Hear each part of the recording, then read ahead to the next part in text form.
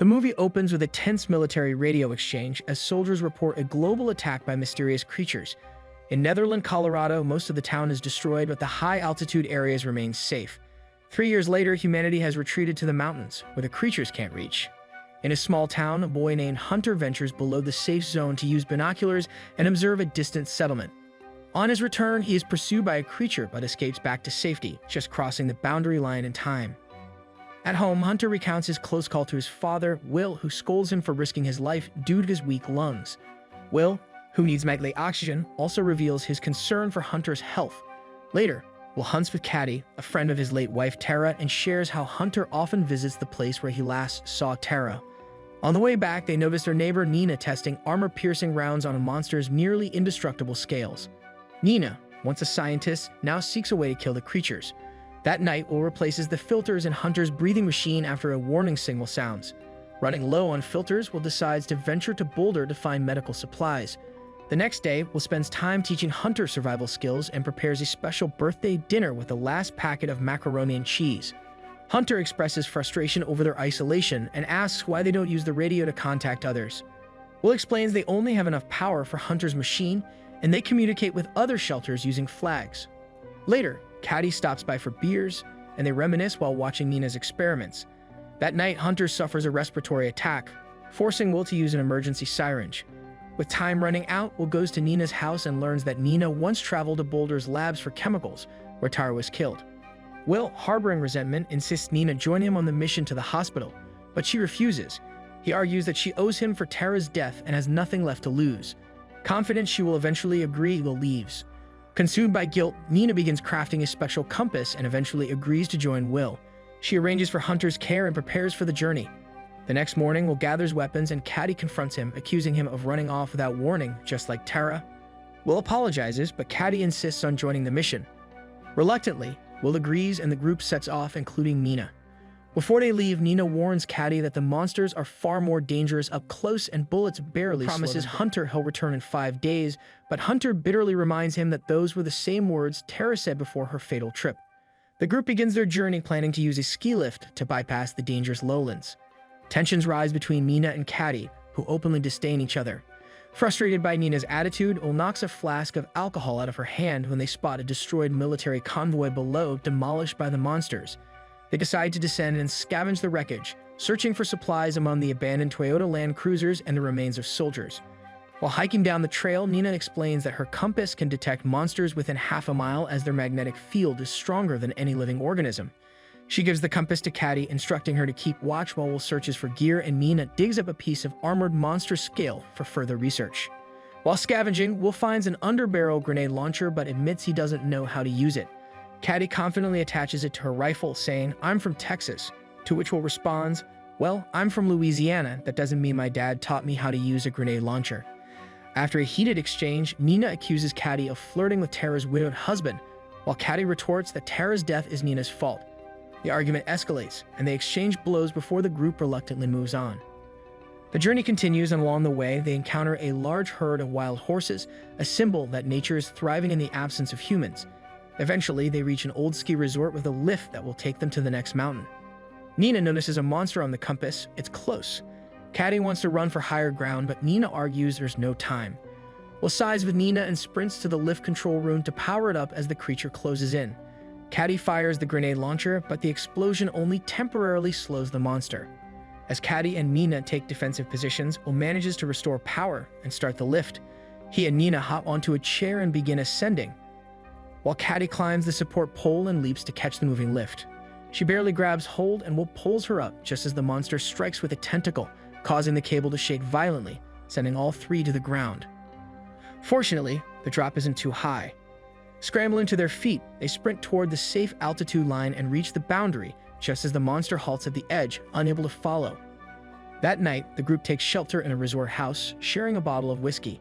Nina reveals that the initial attack by the creatures was so swift and overwhelming that humanity never had the chance to identify their weaknesses. Civilization collapsed in days. She explains that the monsters only attack humans, ignoring animals, which challenges the idea that they are predators hunting for food. They don't consume their kills, they just exterminate humans. To add to the mystery, no one has ever seen them sleep. Nina also finds it strange that the monsters are limited by altitude, unable to climb above a certain height. Will reflects on a conversation he had with Tara before her fatal trip to Boulder with Nina. He tried to dissuade her, accusing Nina of being motivated by a desire for fame, wanting to be the first to kill a monster. He argued that Nina, who had no family, couldn't understand the value of life and was willing to lead anyone to their death for her goal. Tara didn't listen. She doesn't have a family. She's never had a family. It's just a matter of time before I run out of filters, Will says. A year from now, at least, and the Reapers will still be down there. The next day, the trio reaches the entrance to a mine that tunnels through the mountain, leading to the other side. Nina is furious that Will didn't warn them about this path. She reminds him that while the entrance and exit are above the safe zone, the middle of the tunnel dips below it, with offshoots descending even further. How do you know these tunnels are perfectly straight? Nina asks. What if they curve and take us below the line? We're going below the line, aren't we? Given that the monsters emerge from underground and navigate easily, this route puts them in a severe disadvantage. They come from underground, Will. They're built for it. We're not. They can see in the dark and detect even the smallest CO2 emissions, Nina warns. Despite the dangers, they strap on helmets with flashlights and venture deeper into the mine. Upon reaching the far end, they find the exit is locked. With no other choice, they descend a ladder into a lower tunnel to find another way out. In one of the corridors, they cover their flashlight beams with their hands and spot a faint red glow. They run, but Caddy fires a grenade at the entrance, hoping to block it with debris. The explosion barely slows the creature. The group squeezes into a narrow crawl space, turning off their flashlights and holding their breath to avoid exhaling CO2. The monster's tentacles probe the air as it gets closer. Will ignites a flare, distracting it long enough for the group to crawl further down the tunnel.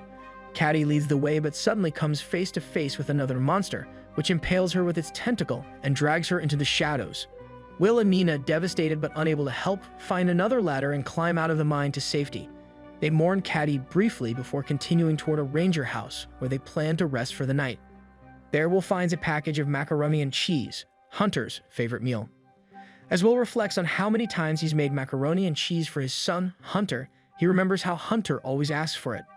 Will believes the milk protein and cheese act like an opioid, addictive, almost as powerful as morphine.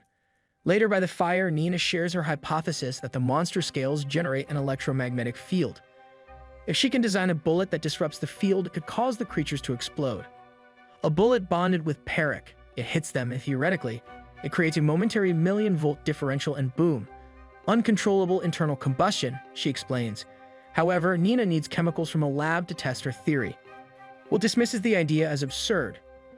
That's what you've been working on all this time? Literally a magic bullet, he says. It's not magic, it's science, Nina counters. It's a guess, a hypothesis. The next morning, Will and Nina take the Rangers' truck and drive toward the safe boundary, where the city and hospital they need to reach are located.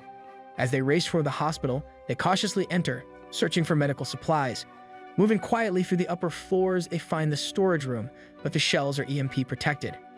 Hearing a suspicious noise from the ground floor, they press on, eventually discovering another storage area stocked with the filters Will needs.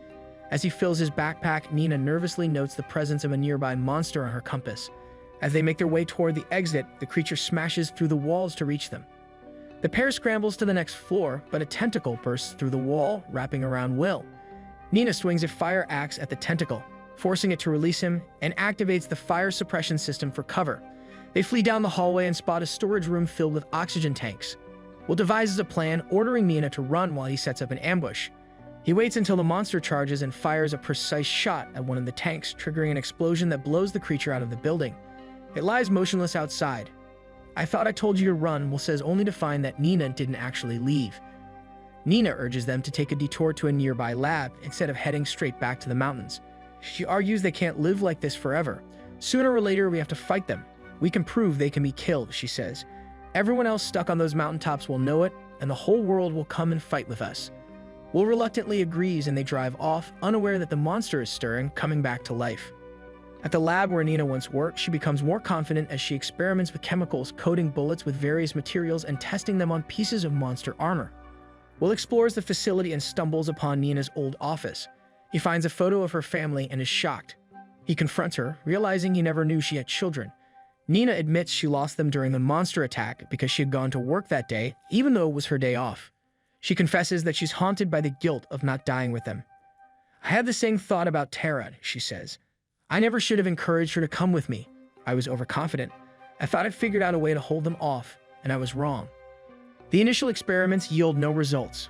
Frustrated, Will suggests they leave, but Nina insists he go on without her. She plans to stay and keep working. If I succeed, I'll catch up in my car, she promises, referring to the vehicle that's been gathering dust in the parking lot for 3 years. Will wants to help, but Nina urges him not to risk his life for her. It's my responsibility alone, she says. Besides, Hunter needs the filters, and without them, he won't survive. As Nina refines her process using a blowtorch to speed up the drying of the bullet coatings, the compass needle stalls, signaling the approach of a monster. Nina notices some rechargeable batteries and decides to incorporate cobalt, a material used to create powerful heat-resistant magnets. She successfully crafts and charges her first cobalt-coated bullet. Just as a monster crashes into the building, she takes aim and fires. Meanwhile, Will speeds toward the mountain in the Ranger's truck, but a tire blows out, causing the vehicle to skid and crash into a boulder before flipping over. Will loses consciousness. When he wakes, it's evening and he hears the growls of a nearby monster. Grabbing his backpack, he takes off on foot, running toward the safety of higher ground. The monster chases him relentlessly across rugged terrain. As he nears the safe zone, another monster blocks his path, and a third soon joins them. The creatures close in, trapping him. Desperate, Will fires at them, knowing it's a losing battle. Suddenly, one of the monsters collapses, motionless, and explodes into fiery fragments. At the top of the hill, Nina stands triumphant, wielding a rifle loaded with cobalt bullets. The bullets short-circuit the monster's electromagnetic fields, causing them to explode. Nina takes down the remaining creatures, revealing their robotic interiors. The debris suggests they aren't organic, but machines. Machines programmed to target humans and avoid altitudes above 8,000 feet. It's not a living creature, Will observes. They're robots. The super advanced design hints at extraterrestrial origin or maybe Chinese. He quickly adds, "It was a joke, sorry." Will and Nina return to the village, where Hunter greets his father with a tearful hug. Nina raises a flag with a Jolly Roger symbol on the village flagpole, signaling to other settlements that she has discovered a way to fight the monsters. The good news spreads over the radio, and the locals begin crafting makeshift cobalt-coated bullets using available materials. At the village memorial by the river, Nina will place a bullet inscribed with Caddy's name, honoring her sacrifice. Together, they set out to fulfill Caddy's dream to fight back against the monsters. A volunteer squad, armed with the new weapons, descends from the mountains. The camera pans over the landscape from a bird's-eye view, revealing flashes of explosions in the distance as alien robots are destroyed. Humanity is finally fighting back. The film ends on this hopeful note.